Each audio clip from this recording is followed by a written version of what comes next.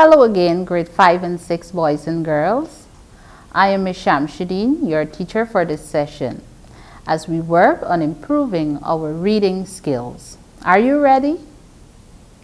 As we focus on stories and look closer at the words used in these stories, let's try our best to build ourselves as fluent readers. Frederick Douglass stated, "Once you learn to read, you will be forever free." I'll say that again. Once you learn to read, you will be forever free. Now with that, I am sure that you are anxious to see the new story that we will be reading today. As always, when you read the passage, remember to observe the punctuations. Pause briefly where a comma is seen, stop and take a breath at the full stops, high pitch for statements of exclamation and surprise, and look out for those question marks. As you read, try to observe how punctuations such as capital letters, full stops, question marks, exclamation marks, comma, and quotation marks are used. Okay then, now I want you to look at this picture. Can you predict what the story might be about? Think about it and share whatever you're thinking with someone around.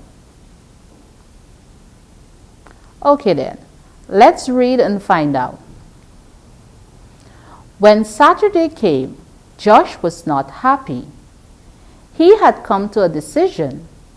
Dad was going to the Palms. It was tiring and sometimes unpleasant caring for his father.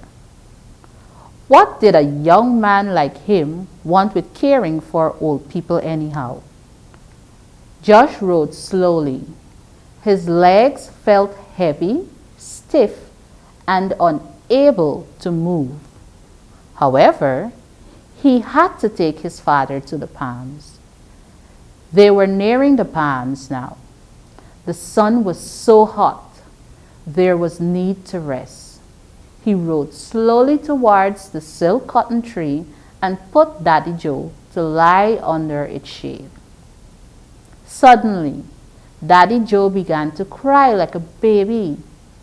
His son looked at him in surprise. "What is the matter?" he asked.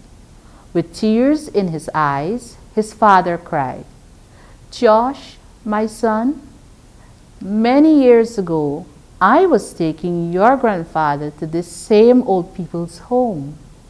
He was a burden to me. We rested under this same silk cotton tree." His father continued to cry loudly. Josh was moved when he heard this. He picked his father, put him on the bicycle, and returned home. Well, that was quite a story. As you listened to that story, how did you feel? Did you learn anything from the story? I'm sure that you learned something. Now, can you identify who were the main characters in that story? Those are very important things to think about. Now that we have read our story, let's look at some of the interesting words from the passage. We would also look at how they were used and try to build other sentences with them. Are you ready? Like always, make sure you grab a pencil and a book so that you could take note of these words and practice them in your own sentences.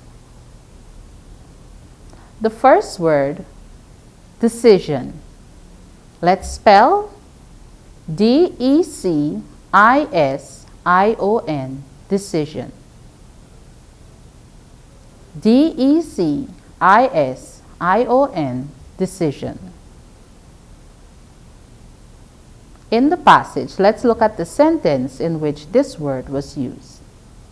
When Saturday came, Josh was not happy. He had come to a decision. Now you can use this word to make a new sentence. I'll give you some time. You'll make your own sentence. Read it for someone at home.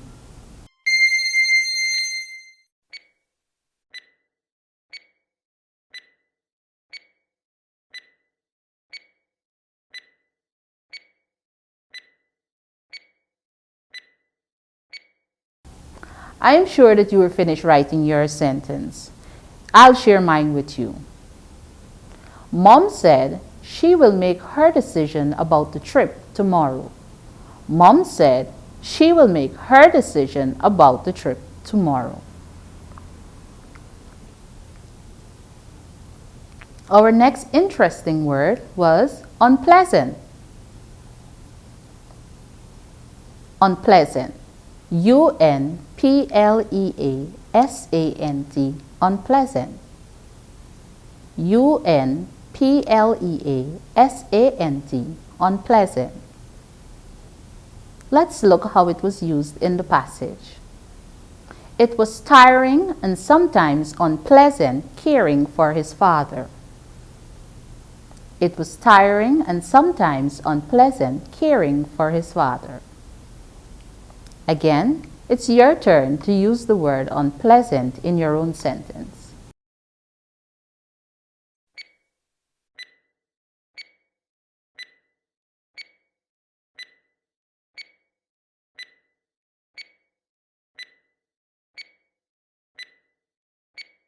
Let's read my sentence. There was an unpleasant scent coming from the gutter. There was an unpleasant scent coming from the gutter. I hope that you were taking these words and that you were trying to make your own sentences as we go along. Our third word, unable. Unable. Let's spell U-N-A-B-L-E. U-N-A-B-L-E. Unable. His legs felt heavy, stiff, and unable to move. His legs felt heavy, stiff, and unable to move.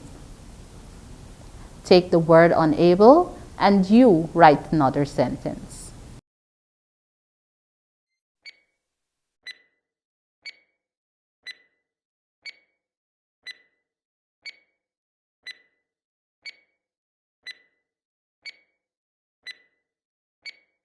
Let's read my sentence. The boy was unable to pass through the narrow space. The boy was unable to pass through the narrow space. I hope you're having fun writing your own sentences. We also have the word suddenly. Suddenly. Let's spell S-U-D-D-E-N-L-Y. Suddenly. S-U-D-D-E-N-L-Y. Suddenly. Suddenly, Daddy Joe began to cry like a baby. Suddenly, Daddy Joe began to cry like a baby. Write your own sentence using the word suddenly.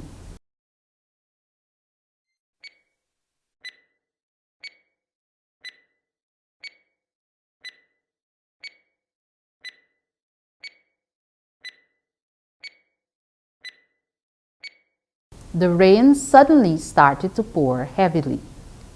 The rain suddenly started to pour heavily. And our final word for today, burden. Burden. Let's spell the word burden. B-U-R-D-E-N. Burden. B-U-R-D-E-N. Burden. He was a burden to me. We rested under the same silk cotton tree. He was a burden to me. We rested under the same silk cotton tree. Take your time and write your own sentence.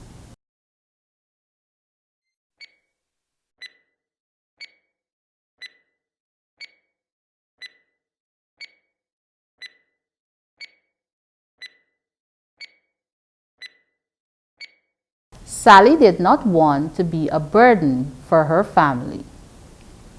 Sally did not want to be a burden for her family. Now that was our last word.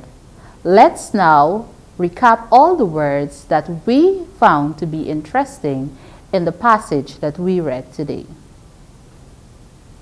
Burden, decision, suddenly, unable, unpleasant.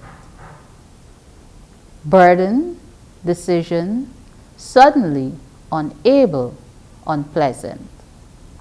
I hope you have these words written down, and I hope that you wrote your sentences as we were going along. Well, that's it for our lesson today. Be sure again to use the Fun with Language to go back to the story and read it over for yourself. Also, look for other words that you find interesting and learn them. Try making your own sentences using those words that you will also choose. This is all from me, your teacher once again. Until next time, goodbye.